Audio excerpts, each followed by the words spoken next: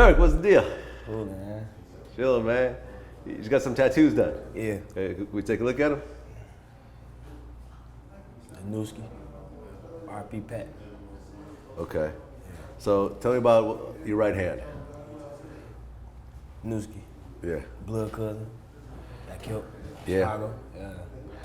So I remember D-Thing sent me a picture of Nuski signing his deal like 2 days before he got killed. Yeah. That's horrible, man. That sounds like the worst shit in the world right there. Yeah. Like, how long were you talking about signing him before he actually signed his deal? Like, shit, we first started rapping. Like 8 months. Really? Yeah. Really? So, after he signed the deal, like, how'd y'all celebrate? We didn't really even get a chance. I ain't gonna lie to you. We didn't get a chance. How'd you feel when you heard about the news? Fucked up. Like regular, it's like regular, fucked up. Emotional. Emotional as hell. How many of your friends do you think you lost to violence? You know? Like 20. 20 friends? I think like 20. Not 20 people you knew, 20 actual friends. Yeah, like 20, 30 people. So, I mean, at 20, how do you feel? You know, I mean, how does it affect you? I mean, obviously the first time it happened, it was, you know what I mean? It's fucked up, but you can't break down though. No? Yeah, especially by being like a leader. Like, you know what I'm saying? Like a lot of people got their eyes on me. So if I'm over here crying, I can't have them looking like, fuck it, I'm gonna cry too because he crying. You gotta stay strong for that type of shit. I mean, the first couple of times it happened, you cry? Yeah, I cry every time. Yeah. I feel you, man. I feel you. Sad. It's really sad. Talk about the new project. First of all, the new project. Is there an official release date? Because every time I hear about a release date, official July 4th though. 4th of July. That's the last time I'm switching it. How many times you switched it so far? Like 3. 3 times. I did Side of the Street mixtape like that too. It built anticipation too though, low key. You kind of doing it on purpose, a little bit. Nah, first time I did, but second, third time I didn't. All right, so talk about the process behind making this mixtape. We in Atlanta, we did some projects out here, Miami, trying to get a different feeling. I'm saying step outside the box, from a different sound from the last mixtape. Okay. So we were traveling a lot, getting up with different producers. Okay. Now, I mean, by the time this comes out, the mixtape's gonna be out. You know what I mean? So Shit, you could talk about the mixtape like it's out. Yeah. You know what I'm saying? I mean, it won't come out until we actually do it. So break down some of your favorite songs on the mixtape. Don't Take It Personal. Picture Perfect. I need a list. Who are some of the 18 producers? songs. Who are some of the producers you worked with? Chop, Bueller, Metro, London, Judah Drummer, Leaky Leak, 808 Mafia, you know, Tarantino. I don't really go off that hot producer shit. Nothing. If I like the beat, I'm gonna do it. London kind of one of the new hot producers though. Yeah, he hot. Yeah. Yeah. How'd you hook up with him? We put the intro, the Rich Homie mixtape that I know. Mm-hmm. That put the ours. But really? He ain't get it. We left before you even finished the beat. Oh, okay. That's how we really stayed in contact. Like, damn, we supposed to have that beat type shit. Yeah. We got some more of his records too. How'd you feel when you heard Rich Homie Quan and I Know? I'm like, damn, man, you got that beat, but fuck it. I mean, was that real different than what you would have done on the beat though? Yeah. You know, we got like the same little style a little bit. A little bit, yeah. Actually, I never thought about that. You and Rich Homie Quan kind of got like a, okay. So y'all done songs together? Yeah. Okay. So, you know, Sign to the Streets, like why'd you call it that? Sign to the Street. Because I was looking like we was more into the street than anything. Mm-hmm. Like, we dedicated to it. That's all we knew growing up. The streets. Mm-hmm. Like, it was more time, we were spending more time in the street than with our family. Really? Yeah. So I'm like, fuck, I'm naming the first mixtape Sign to the Streets. Well, my first Outbreak mixtape. So, like, how is Def Jam involved in this mixtape? Because this ain't your official album. No, mixtape, I ground with my own mixtape. Okay. They ain't a part of my mixtape. Okay. So is it going to get released on iTunes at all, or is it just strictly on the mixtape sites and all that? Mixtape. Okay. Blog sites. Okay. Like Vlad, you know. Okay. Of course. Okay. So the mixtape comes out July 4th. Yeah. Is this the last mixtape you drop before the album? Yeah. For sure? Most definitely. Did you have a plan? Were you like, okay, I'm gonna drop one mixtape originally, and then It was a big confusion. They like, all right, the first mixtape went crazy, and let's drop an album. Since the buzz said, let's drop an album. Yeah. Then I'm like, nah, I feel that we should drop another mixtape. So we had a big old debate, like, we should drop the mixtape or nah. So the shit that happened, that little beef shit would happen, like, kind of raised the bar, and like, damn, I can't wait till he come up with a new project. So Okay. instead of the album, I just hit him with another mixtape. Okay. I got confidence in myself, so the next mixtape gonna be A1. Like, how many tracks in the mixtape? 18. 18. Yeah. How many songs did you have recorded for it?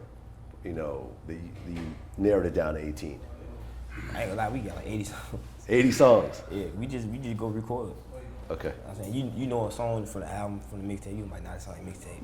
It's an album. Okay. Yeah. All right. So, do you have a name for the album? Yeah, it's called Remember My Name. Y'all Okay. loud, bro. All right. So, do you have a name for the album? Yeah, it's called Remember My Name. Okay. And why is it called that? You got to. I'm saying, it got to live on, like my daddy name in the streets. Yeah. Everybody knew his name. So me going into this rapping, I want everybody to remember my name. I mean, is there a meaning behind Lil Durk? Like, you know? Yeah, it's a story. Just listen to the music. Okay. Can you tell me how you got the name Lil Durk? That's my real name. Real name. You had to add Lil for them. Just add Lil for it. I One of feel them you. easy nicknames. I feel you. Now, I remember we had posted up an article where Chop funny as it hell. was Migos set the record straight on beef with Lil Durk. Hmm? Remember yeah, that? yeah, yeah. And then you retweeted it. Yeah. You know what I'm saying? It was never no beef. It was, Right, it was exactly. It was a song we had, so they must misled it like little niggas, you know? But the song called Little Niggas. Mm-hmm. So when I seen the interview, when they clarified, I had retweeted. Ain't no problem, bro. No. So you cool with Migos? Yeah. I like Migos. Yeah. We ain't really got too much problems with no niggas in the industry. Right, right. So a few days ago, a video came out where you and Game were in the club arguing. Right. But then the next day, there were some tweets from both you and Game clearing up the whole situation. Yeah. So talk about, you know, what happened between the club and the tweets. It was the club scene was just more like that's our first time seeing each other eye to eye, so it was tension. You know what I'm saying? He had his people had tension, we had tension, so we just brought it to the middle of the club, caused a big ass scene. But at the end of the day, it was street politics. Okay. So what happened after the club? Next morning, a couple of the big like older guys out here, the old school guys out here, put us on a three-way call. We saying we squashing it. Basically, it ain't no big story to it. That's dope, man. And then both of y'all agreed to go and tweet that shit out and all that. That's dope, man. That's dope. I like when shit gets worked out quick and it doesn't linger on for years. When money come in. Yeah, absolutely, absolutely.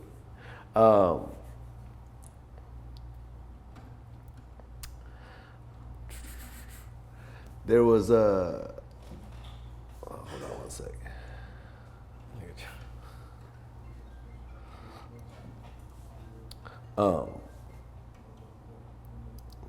You know, in Chicago right now, what do you think is really happening in terms of the violence level? What you mean? What's starting it? What's going on right now? What's the update? Same thing. Murder rate still the same. Gangs. Chicago fucked up right now. Yeah. Yeah. Still a nice city though. It just certain areas, a lot of bullshit. Like downtown is beautiful though. Yeah. Downtown is beautiful. Yeah. I've been in Chicago. Absolutely. I mean, has there ever been sort of like some sort of effort to try to improve things? Yeah. Everybody. That happen every day. As soon as everybody try to talk about slowing what's going on down, something always happen. So it's like, man, fuck that. It calm down, try to do the same thing again, and they're like, fuck that. So it's gonna be hard. But everybody try though. It ain't just like kill it. You know, I interviewed Common yesterday. Yeah. and you know, his album's called Nobody's Smiling. Yeah. And it's about the violence in Chicago. Yeah. You know, and what he talked about is, you know, I mean, it was violent when he was growing up too, but now, Out of control. he said, like, you know, he heard a story about a 3-year-old getting killed, like, you know what I mean? Like, he didn't hear shit like that growing up. You know, do you think that the OG, that there's as many OGs out there anymore in Chicago? See, every city ain't the same. Okay. I'm saying, like, out here, there's a lot of OGs. Now in Chicago, all the OGs locked up and dead, so it's really like a man-for-man type thing. That's true, because, you know, I interviewed G Count not too long ago, and we talked about Larry Hoover. And I asked if he ever talked to Larry, and he said, you can't talk to Larry. But they got it. You can't, ain't no phone call, no contact. No. Contact with people in the world. He's facing, I think, like, what was it, like two life sentences? I think like 200 years. 200 years and 2 life sentences. So you can't even. I mean, I think his kids and stuff like that could have a call with him every, like little Larry and stuff like that. Immediate family, I heard, could do calls, but you can't. He's in some sort of supermax where you can't even talk to nobody. Yeah. How big of an impact do you think Larry Hoover had in Chicago? He was one of the biggest gangsters out there. Yeah. Yeah. Do you still feel the influence out there Influence on what? from Larry? I told you everybody running wild. Everybody got their own man. It's 2014. Yeah, I remember Larry brought like 50,000 people out back in his day. Yeah. Yeah, it was absolutely crazy. The kind of control he had was, you know what I mean, the kind of influence he had in Chicago was nothing. It was like nothing. Do you ever see someone rising up to that level again? Nah. So many people running wild trying to earn stripes. Like, they feel him over trying to get that bid, they be like, man, I kill him and get this spot type shit. Yeah. Nobody care. Like back then, they be like, hell no, I ain't fucking with him. So they ain't never gonna be like that again. Right. Just on some 100 shit. So you never got a chance to talk to Larry yourself? Nah. No. What about Jeff Fort? Nah. Nah. See, I just know about him. I know the story behind the guys. Like, Yeah. I never meet personally, never talk to him. I mean, Chicago is different in terms of how the gang shit is really set up. Like, you don't have like Crips and Bloods in Chicago the way you have in other cities. Yeah.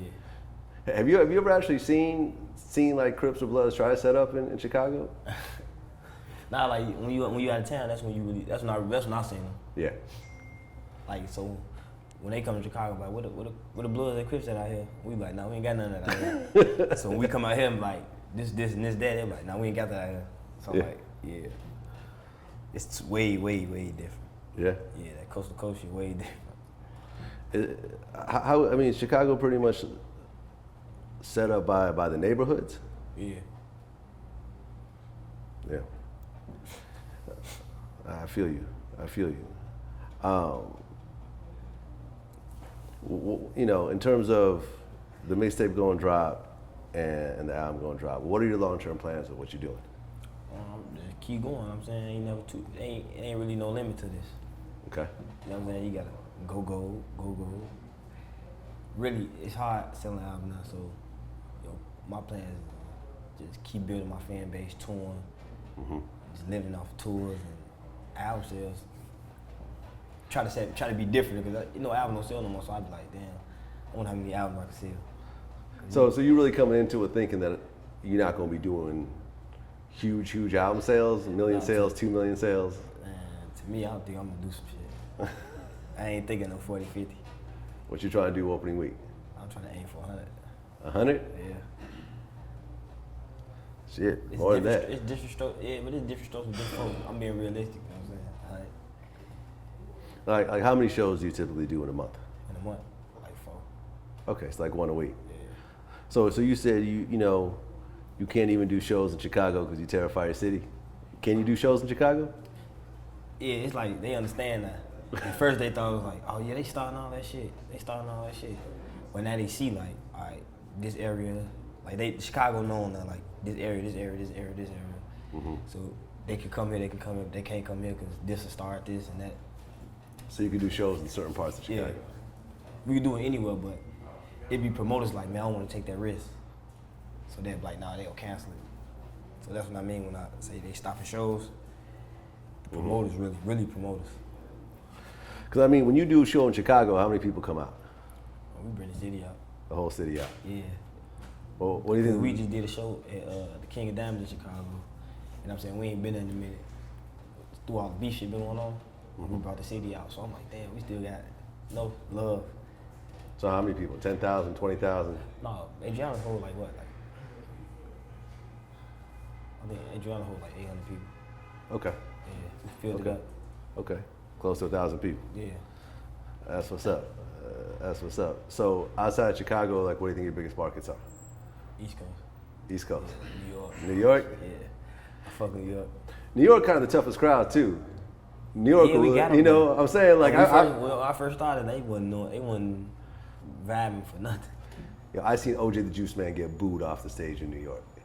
You know what I mean? See, when you got a core fan base, it don't matter. I was like, you got to build that core fan base. So wherever you go, you got fans that travel for you.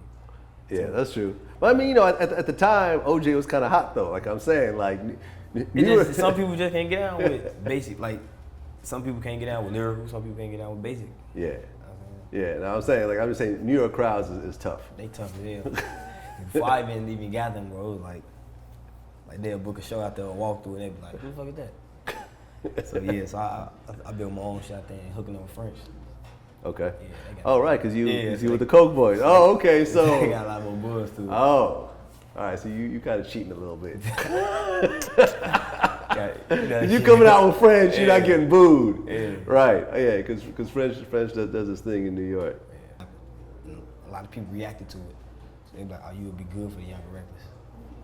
So we going over here now. I'm saying we still in the beginning with it. So we looking to build more and more and more. You got how many billboards now? It's one. One billboard. Yeah, for now. Is that your first billboard? Yeah. So how does it feel to walk up to a billboard and see yourself? Good. Shit, you know, 20 feet high. We had our own little moment and shit looking at the billboard and shit. Like, damn. Yeah. It's different. Where I'm coming from, we don't be on billboard. Yeah, I feel you. Your other hand, R.I.P. Pat. Yeah. Who's that? My homie Pluto. Yeah? Yeah. What happened to him? Car crash. Car crash? Yeah. How long ago? November. November? Yeah, 29th. Okay. Who's Angelo? Son. Your son? Yeah. Okay, your first son? Yeah, my big boy. Okay. So how long after he was born did you get that tattooed?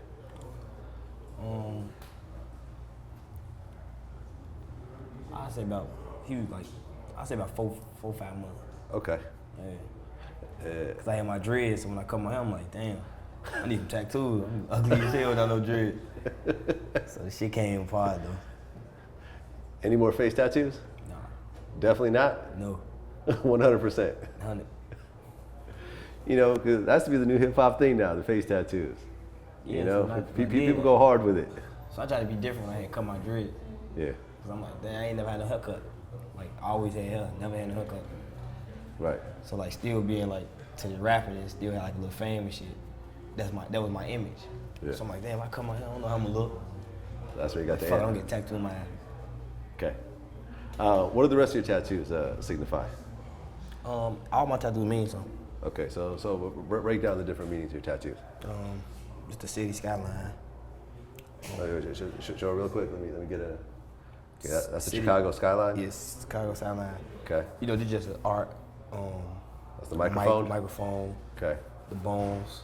But is that a gas mask? Yeah, like the bones. I'm gonna do this shit forever. Type shit. Okay. The money, keyboards, dollar Okay. signs. You know, the OTF. OTF stands for. Only the family. Right. Yeah, my mama name. Your mom's name? Yeah. Let me see. What does it say? LaShonda. LaShonda. Yeah. Okay. What is the RIP right there? Iris, my cousin. Okay. Yeah. And anyway, and above the RIP is what? Oh, my baby mama name. Okay. MOB. You know, this is the younger tattoos. MOB. and So, you know, MOB means different things. money or bitches. Money or bitches, okay. That's Son usually name. your son's name. You changed the line. Yeah. Okay. And he was going to do a song with you and it was going to be all good, basically. Yeah. But he never did the song. No. So you ain't changing the line. No. So it's coming out as is. Yeah, but it ain't gonna be expensive. Like, he ain't gonna take it as much as he would have took it before. You know, everybody had to talk. French still trying to set the call up. Okay, so you guys haven't talked yet. Yeah. I mean, like I said before, they ain't really no problem. There ain't no problem. well, there's no problem on your end. Yeah, ain't no You ain't problem on tripping. my end. Well, you know, I mean, Chris and Tyga seem like they pretty close. Yeah. But what did Chris think of it? Shit, he gets on the team, man. Everybody was vibing to it. That's all I'm saying. Everyone vibing to it. And Even he was vibing to it. letting it rock. So you heard that part. All right, well, that's hip hop then. Yeah. You know? There you go. You know, I always heard the term sneak dissin, you know, from Chicago artists. Yeah. You know, and that's like I haven't really heard that said outside of Chicago. To be honest, is that a kind of a Chicago slang? Is that fair? Yeah. Fair to say? Yeah. It's like if you leave that right now, and I'm like, man, glad that's snake. That's sneak dissing. That's sneak dissing? Yeah. Okay, so that means dissing someone behind their back. Yeah. Talking about somebody behind their back when they ain't around. Ah, okay. So, and then what? Someone else gonna tell you after the fact that that's what they said? Yeah, so you be like, oh, you sneak dissing? All right. That's how bullshit stir up. I mean, how do you know that the dude that's telling you is actually telling you the truth? Cause you gonna always know. There's always tension. There's always tension through, like, definitely other artists come around. You can tell how the way they act towards you, like, I could tell he don't really fuck with me like that. So if somebody come and be like, yeah, he ain't really saying like that. So it's like, I'm falling back from You it. just got some tattoos done. Yeah. Hey, we take a look at them? Newski. RP Pat. It seemed like, you know, a few Okay. times Chicago artists. So, tell me about your right hand. Blood Kinda cousin. goes out to the public. Got killed. Yeah. Chicago. Yeah. Gotta take on one. So, I remember when it comes to that D-Thing sent me a picture of Newski signing his deal like 2 days before he got killed. Yeah. That's horrible, man. Like, how long have were you talking about signing him before he actually signed his deal? You know, as you got, you know, it Shit, seemed we like first started rapping. Like 8 months. really, Yeah. when everyone broke, Really. everyone get along. So, and you know what I mean? after he signed the deal, Friendly, like, how'd you y'all know, celebrate? eating together and everything else like that. We, once you start getting a we certain ain't amount of really money, even get a chance. recognition, Nothing. people around you start to Ain't change. get a chance. How'd you feel when you heard about the news? Like, I've definitely gone through that. Like regular, it's like regular, fucked up, emotional. Yeah. Emotional as hell. How many of your friends do you think you lost to What are violence? some some of the things that you've seen? You know, from 20. some of your 20 friends. That, Like like 20. once you start getting- Not 20 people you knew, 20 actual friends. Yeah, like 20, 30 people. So I mean, One time you tell them for the at 20, how do you feel? You know, I mean, how does it affect you? I mean, obviously the first time it happened, it was. You It's fucked up, but you can't break down though. No. Yeah, especially by being like a leader. Like, you know what I'm saying? Like a lot of people got eyes on me. So if I'm over here crying, I can't have them looking like, fuck it, I'm gonna cry too because he crying. So yeah, stay strong for that type of shit. I mean, the first couple times it happened, you cry? Like you cut Yeah, I down cry your every circle, time. get it smaller and smaller? It is good. You better know who really down for you, who 100 with you. Like, how big is your close circle right now? How many people? Like 10. 10 people. When you first started, how many people?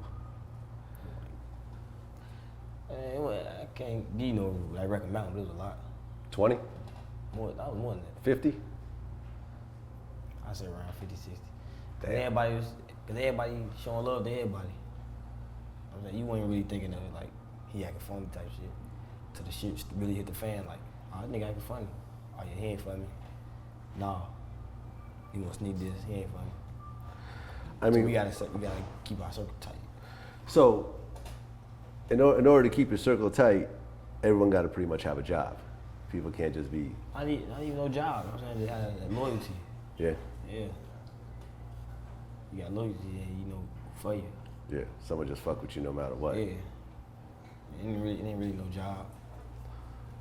But they don't always have a role, and, you know, because I mean, that's what I'm saying. Like, everybody, I don't mean a job as in, you know, everybody got a role. you know, roll blunts all day long. But I'm saying, like, you know, as you move around with the people around you, everyone got to be doing something, you know, for the whole thing. So how did you really transition your friends into, you know what I mean? Because everybody who hang with you, you would know, like, oh, he do this, he do this, he do this, he do this.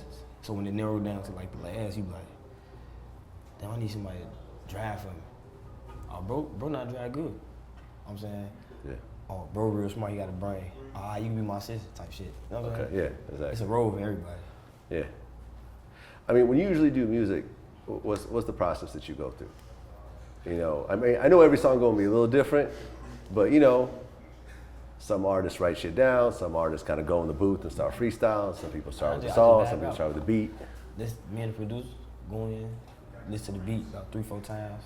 You know, I come up quick with hooks and shit. Okay. So as soon as the beat come out, I know a hook. I got a hook in my head, got an idea, and I rap it to them, and they be like, yeah, that sound hot. Melodize it more, like say it more on them. We'll vibe about today to make a whole song. Do you ever have the song written beforehand? No. Never. No. So you don't have like, you know, like a bunch of, No, you know. I write when I'm in the studio. Like I can't write in the studio. You can't. I can, but I think it's wasting my. I mean, I write when I'm in the studio because I like to vibe more. Okay. You know what I'm saying? 'Cause if I write somewhere else and try to go to the studio, I'm like, nah, I want to change this. Oh, okay. So most of that challenged my creativity. Okay, so most of the shit comes up right then Yeah. in the studio. Okay. Do you ever go in the booth and just start spitting, or do you actually write it down beforehand before you go into the booth? If I feel myself, I just go spitting. No paper, none of that.